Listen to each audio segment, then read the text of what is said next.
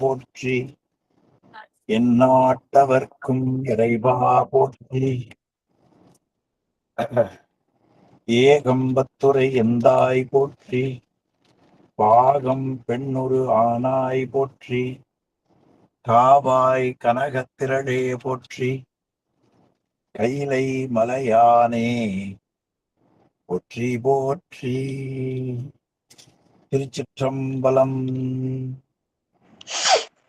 அடியார் பெருமக்களுக்கு வணக்கம். வன்மை தரும் ஆகம நூல் வைத்த பொருள் வழுவா உண்மை விளக்கம் உரை செய்ய திண்மதம் சேர் அந்தி நிற தந்தி முக தொந்தி வயிற்று ஐங்கரனை பந்தம் அற குந்தி வைத்தான். திருச்சிற்றம்பலம். அடியார் பெருமக்கள் எல்லாம் வல்ல சிவகாமி அம்மை உடனாகிய அம்பலமான பெருமானது திருவருட்பெருந்திறமையினாலும் அருபான் மும்மை நாயன்மார்களது குருவருளினாலும் உமாபதி சிவம் அருளி செய்த 8 நூல்களில் ஒன்றான போற்றி நெஞ்சு கொடுத்தோடு என்ற நூலை சிந்திப்பதற்கு எல்லாம் பல பரம்பொருள் நமக்கு மிகப்பெரிய கருணையை அருள் செய்திருக்கிறார். அருள் செய்த திருவருளையும் குருவருளையும் போற்றி கேட்டு சிவபுண்ணியம் பெறுகிற தொண்டர்களின் திருவடிகளையும் சிறமேல் கொண்டு மனம் மொழி மெய்களாலே வணங்கி வருகிறேன். சிற்றம்பலம். அன்பர் பெருமக்களே, நெஞ்சு கொடுத்தோதில மிக அழகாக நாம் சிந்தித்த பகுதி 2 பகுதி. ஒன்று அறியா இயல்பினான், இன்னொன்று காணா நலத்தினான். அறியா இயல்பினான், காணா நலத்தினான். இந்த 2 பகுதிகளை நாம் சிந்தித்து விட்டோம். அறியா இயல்பும் காணா நலமும் ரொம்ப நல்ல பகுதி.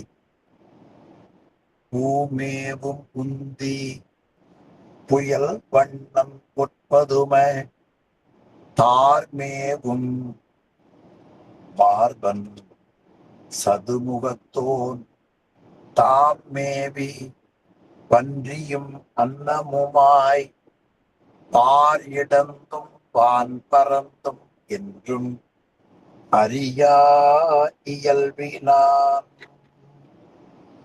அன்றியும் இந்திரனும் வானோரும் ஏனோரும் எப்புவியும் மந்திரவிற்கும் மறிகடலும் மந்திரமும் வேதமும் வேத முடிவின் விளை விந்துவுடன் நாதமும் காணா நலத்தினான். ஆக இறைவன் பிரம்மாள், திருமால், இந்திரன், வானோர், ஏனோர், எல்லா உலக மக்கள், மந்திர உலகத்திலே இருப்பவர்கள், கடல் சூழ்ந்த மண்ணுலகத்தில் இருப்பவர்கள், சொர்க்கம் நரகம் ஆகிய எந்த உலகத்தில் உள்ளவர்களும் காண முடியாதபடி அவன் நன்மையை உடையவன். அதான் கடைசி தொடர். காணா நலத்தினான்.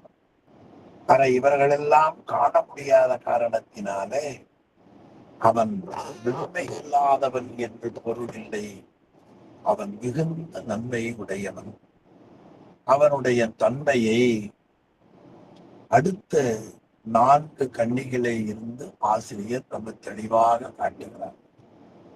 நல்ல பகுதி. அந்த பகுதியை படித்து விடுவோம், பிறகு ஒவ்வொன்றாக பொருள் பார்ப்போம். ஓத அறியா படுகொலை செய்யப்பட்டார். இலங்கையில் இஸ்ரேலுடைய மொசாட் அலுவலகத்தை அங்கே தொடங்குகிறது. அதுவும் இலங்கையில் உள்ள இஸ்ரேல் தன்னுடைய அலுவலகத்தை தொடங்குகிறது. மரியான் மரிப்பார் மனத்தான் பரிவான மெய்யற்கு மெய்யன் வினைக்கு வினையாயினான் பொய்யற்கு பொய்யாத பொய்யினான் ஐயன் பரமன் பசுவின் இடமாய் நிறைந்த இறைவன் சுடர் ஒளியான் என்றும் குழல். சேர்ந்திருக்கிறார் விஜய்.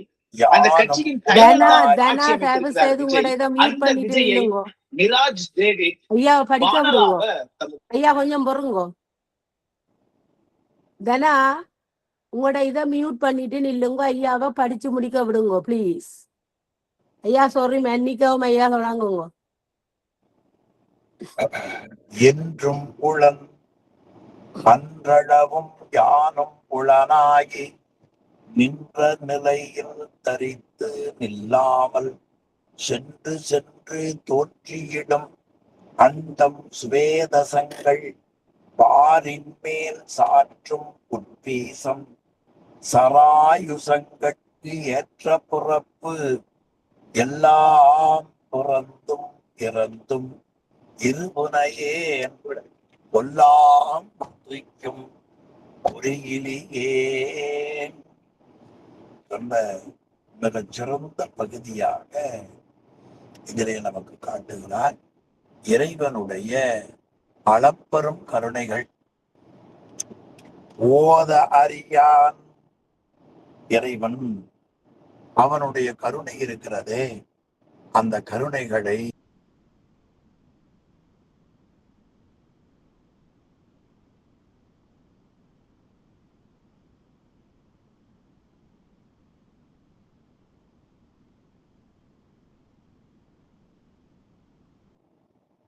ஓத அறியான் இறைவனுடைய கருணை இருக்கிறதே, அந்த கருணையை எழுத்துக்களாலும் சொல்லாலும் கூற முடியாது.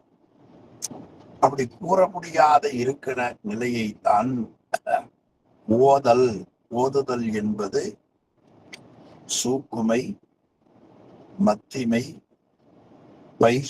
சூக்குமை பைசந்தி மத்திமை வைகரி ஆக வாக்குகளால் அவனுடைய கருணையை முழுமையாக சொல்ல முடியாது. ஓதறியான் என்றால் சொல்லுவதற்கரியவன் என்று பொருள் இல்லை. அவனுடைய கருணையை எழுத்துக்களால் அடக்க முடியாது. அதை மாணிக்க வாசகர் சிவபுராணத்துல 2 இடத்துல சொல்லுகிறார். நல்ல பகுதி, உங்களுக்கு தெரிஞ்ச பகுதி தான். வேதங்கள் ஐயா என ஓங்கி ஆழ்ந்து அகன்ற நுண்ணியனே. வேதங்கள் எல்லாம் அவனுடைய கருணையை சொல்ல முடியாமல் தவிக்கின்றன. இயற்பகை நாயனார் புராணத்தில் நாயனாருடைய மனைவியை சிவபெருமான் அடியவராக வந்து அழைத்துச் சொல்லுகிறார். அப்பொழுது பலரும் உறவினர்கள் எல்லாம் தடுக்கிறார்கள். அவர்களையெல்லாம் வென்று இனி நீங்கள் மனைவியை அழைத்துச் செல்லுங்கள் என்று சொல்லுகிறார். அப்பொழுது எந்த விதமான மனைவி என்கிற எண்ணமில்லாமல் நாயனார் திரும்பி போனார். இந்த சேக்கிழார் அருமையா காட்டுவார். பார்க்கிலான் போனான் என்று. அப்பொழுது போன நாயனாரை பார்த்து இறைவன் ஓலம் ஓலம் என்று கரைத்ததாக அழகாக ஒரு பாடல்ல காட்டுகிறார். இயற்பகை முனிவா ஓலம் ஈண்டு நீ வருவாயோலம் அயற்பிலாதானே ஓலம் அன்பனே ஓலம் ஓலம் மயக்கரும் மறை ஓலிட்டு மயக்கரும் மறை ஓலிட்டு. அருமையான தொடர் பாருங்க. மயக்கரும் மறை, உயிர்களுக்கு இருக்கக்கூடிய அறியாமையை போக்கவல்ல மறை. வேதங்கள் என்ன செய்கின்றன? திருமுறைகள் என்ன செய்கின்றன? உயிர்களுக்கு இருக்கக்கூடிய அறியாமையை நீக்குகின்றன. அந்த வேதங்கள் ஓலமிட்டு இறைவனுடைய கருணையை அந்த வேதத்தின் முழுமையாக சொல்ல முடியாமல் ஓலமிட்டன. அதனால் இறைவன் தன்னுடைய பெருமையை எடுத்து கூறுவதற்கு அரியவனாக இருப்பவன். உங்களுக்கு எல்லாருக்கும் தெரிந்த பாடல்தான் நம்முடைய நாவுக்கரசு பெருமான் தாண்டகத்துல அரியானை அந்த நர்தம் சிந்தையானை. என்ன அழகான தொடர் பாருங்க. அறியான், ஆனால் அந்தணர்கள் தம் சிந்தையாக இருப்பவன். அந்தணராவோர், அந்தணர் என்போர் அறவோர் மற்ற எவ்வுயிர்க்கும் செந்தொன்மை மூட்டொழுகலான் என்ற முறையிலே இருக்கிற அந்தணர்களுக்கு அவன் எளிமையாக இருப்பவன். இன்னும் எளிமையா சொன்னா பெரிய புராணத்துல உலகெல்லாம் உணர்ந்து ஓதற்கரியவன். அதே போல உமாபதி சிவம் அவர்கள் கொற்றவன்குடியில இருந்த பொழுது சிவபெருமான் பெற்றான் சாம்பனுக்காக ஒரு கடிதம் எழுதி கொடுத்தார். அந்த கடிதத்துல முதல் தொடர் அடியார்க்கு எளியன் சிற்றம்பலமுடையான். அடியார்க்கு எளியன். எங்க ஊர்ல கொங்கு நாட்டு தேவாரம், அந்த கொங்கு நாட்டு தேவாரத்துல இறைவனை சொல்லுகிற பொழுது அவன் அடியார்க்கு எளியான், அடியார்க்கு நல்லான் என்று காட்டுகிறார். இப்ப இறைவன் அறியான், தன் பெருமை தான் அறியா தன்மையனாக இருக்கின்றவன். எனவே உமாபதி சிவம் இந்த திருமுறை கருத்துக்களை எல்லாம் உள்ளடக்கி சொல்லற்கு அறியான். சிவபுராணத்தை எல்லாருக்கும் தெரியும். சொல்லற்கு அறியான், அந்த அறியானாக இருப்பவன். அடுத்து எளியான், அடியவர்களுக்கு எளிமையாக இருப்பவன். இந்த அடியவருக்கு எளியவனாக இருக்கிற தன்மையை பரிமேலழகர் ஒரு இடத்துல காட்டுவார். திருக்குறள்ல உங்களுக்கு தெரிந்த குறள் தான். மலர்மிசை ஏகினான், மலர்மிசை ஏகினான் மானடி சேர்ந்தார் நிலமிசை நீடு வாழ்வர். அந்த இடத்துல இறைவன் யாருடைய உள்ளத்துக்குள்ள எளிமையாக போவார் என்று சொல்லுகிற பகுதியில மிக அழகாக பரிமேலழகர் எழுதுவார். அன்பால் நினைவாரது உள்ள கமலத்தின்கள் அவர் நினைந்த வடிவோடு விரைந்து சேருவான். எளியான், அவன் அடியவருக்கு எளியவனாக இருக்கிறான் என்பதை மிக அருமையாக நமக்கு இந்த பாடல்ல காட்டுகிறார். மேலும் அளவிறந்து நின்ற பெரியான், உயிர்களால் அவனுடைய கருணையை, அவனுடைய அருளிப்பாட்டை ஒரு அளவுகளால் அளந்து கூற முடியாத அளவே பெருமையுடையவனாக இருப்பவன். அளவிறந்து நின்ற பெரியான், அதன் பிறகு சிறியான். அளவிறந்து கூற முடியாத நிலையில பெரியவன் என்றும் சொல்ல முடியாது, சிறியவன் என்றும் சொல்ல முடியாது. அவன் நோக்கரிய நோக்காக இருப்பவன், நுணுக்கரிய நுண்ணுணர்வாக இருப்பவன் என்று சிவபுராணம் தெரியும். திருவசைப்பாவில அண்டமோர் அணுவாம் பெருமை கொண்டு அணுவோர் அண்டமான் சிறுமை கொண்டு என்று திருவசைப்பா ஆசிரியர் அண்டம் அதை காட்டிலும் அணுவாக, அண்டமாகிய பெருமையும் அணுவாகிய சிறுமையும் அளவிறந்து நின்ற பெரியான் சிறியான் பெண்பாகன். பெண்பாகன் என்பதுதான் மிக உயர்ந்த தொடர். சிவபெருமான் தன்னுடைய சக்தியின் வழியாக எல்லாவற்றையும் செய்வார். நம் கையால் நாம் அனைத்தும் செய்வதை போல் நங்கையால் செய்வான் என்று ஞான நூல்கள் காட்டுகின்றன. ஆக இந்த திருப்பகுதியில பெண்பாகன் என்ற தொடர் நல்ல தொடர். பெண்பாகன் அவன் அருள் வடிவான சக்தியை இடப்பாகம் கொண்டவன். சக்தி பின்னமிலான் எங்கள்வரான் என்று திருவருட்பயன்ல முதுநிலையில சக்தியை விட்டு பிரியாதவன். அருளது அரண் தனக்கு சக்தியாகும். சிவபிரகாசத்துல உமாபதி சிவம் காட்டுவார். அருளது அரண் தனக்கு சக்தியாகும். சக்தியின் மூலமாகத்தான் எல்லாவற்றையும் செய்கிறார்.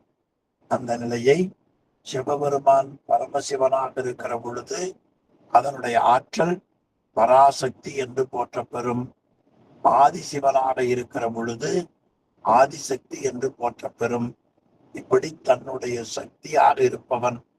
பின்னால வந்த பெரியவர்கள் அம்மையப்பரே உலகுக்கு அம்மையப்பர் என்று அறிக. ஆக பெண்ணை இடப்பால் கொண்டிருப்பவன் மாதோர் பூரன். அந்த கோலம்தான் தொன்மை கோலம் என்று மாணிக்க வாசகர் காட்டுகிறார். தோலும் துகிலும் குழையும் சுருள்தோடும் பால் வெள்ளை நீரும் பசுஞ்சாந்தும் பைங்கிழியும் சூலமும் தொக்க வளையும் உடைத்தொன்மை கோலமே நோக்கி குளிர்ந்தூதாய் கோத்தும்பி. அது தொன்மை கோலம். இப்ப இறைவன் பெண்பாகனாக இருக்கிறான். அருள் வடிவமான சக்தியை இடப்பாகம் கொண்டவன். தெரியா அருவான் உருவான் அருவுருவும் அல்லான். அவன் தெரியா அருவான். நமக்கு இருக்கிற கண் இருக்கிறதே, இது புறக்கண். இந்த கண்ணால இறைவனை நாம் காண முடியாது. அப்படி காண இயலாத நிலையில அவன் அருவாக இருப்பான். இனி அவன் ஞான கண்ணால் காணுகிற தன்மையில உருவாக இருப்பான். பின்னால 9வது நூற்பாவில மெய்கண்ட சிவம் ஞான கண்ணால் ஊனக்கண் பாசம் உணரா பதியை ஞான கண்ணினில். அந்த ஞான கண்ணாகிய அகக்கண்ணுக்கு காணும் தன்மை உடையவனாக உருவாக இருப்பவன். அப்படி இருக்கக்கூடிய பெருமான் அருவுருவம் அல்லன். அப்பா நாம் புறக்கண்ணால் பார்க்குகிற பொழுது அருவமாக இருப்பான். அகக்கண்ணால் பார்க்கிற பொழுது உருவமுடையவனாக.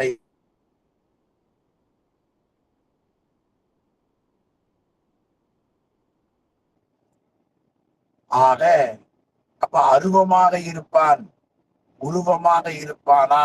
இல்ல, புறக்கண்ணுக்கு அருவமாக தெரியப்படாமல் இருப்பான், அகக்கண்ணுக்கு விளங்கும் பொருள் உருவமாக இருப்பான். அப்ப அவன் அருவமா உருவமா? சந்தேகம் வரும் பாருங்க. அகக்கண்ணுக்கு அகப்படாத இருப்பான், அப்ப அருவமா? இல்லை. அப்போ புறக்கண்ணுக்கு அகப்படாமல் இருப்பதால் அருவம், அகக்கண்ணுக்கு அகப்படுவதால் அவன் உருவம். அவன் அருவமா உருவமா என்றால் அருவும் அல்ல உருவும் அல்ல என்று சொல்லி அந்த அருவம் உருவம் இரண்டையும் கடந்தவன் என்று இந்த பகுதியில ரொம்ப அருமையா காட்டுகிறார். அருவம் உருவம் கடந்தவன், அருவுருவம் அல்லான், மரியான். அவன் பிறப்பு இறப்புகளை கடந்தவன். மரியான் மரிப்பார் மனத்தான் என்றும் இரவாதவன். அருமையான சொல். சங்க இலக்கியங்கள்ல சிவபெருமானுடைய கருணையை பற்றி சொல்லுகிற பொழுது ஒரு தொடர்ந்து சொல்லுவார்கள், காரி உண்டி கடவுள். சிவபெருமானுக்கு ஒரு நல்ல பெயர் பாருங்க, காரி உண்டி கடவுள். காரியுண்டி கடவுள்னா வேற ஒண்ணும் இல்ல. பாற்கடலை கடைந்த பொழுது அமிர்தம் வந்தது. அந்த அமிர்தத்தை சுவாமி சாப்பிட்டார். அதனால அவருக்கு என்னன்னு பெயர்? காரியுண்டி கடவுள். அதே மாதிரி ஒரு தொடர் சொன்னாங்க, பிறவா யாக்கை பெரியோன். பிறவா யாக்கை பெரியோன், நல்ல தொடர்.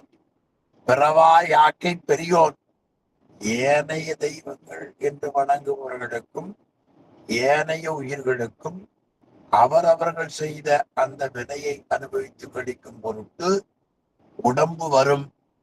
அந்த உடம்பு வினைக்கு தக்கவாறு இருக்கும். ஆனால் இறைவன் பிறவாதவன். இறைவன் பிறவாதவன். இது போற்றிப்பவருடைய ஒரு அழகான தொடர். உங்களுக்கு எல்லாம் தெரியும்.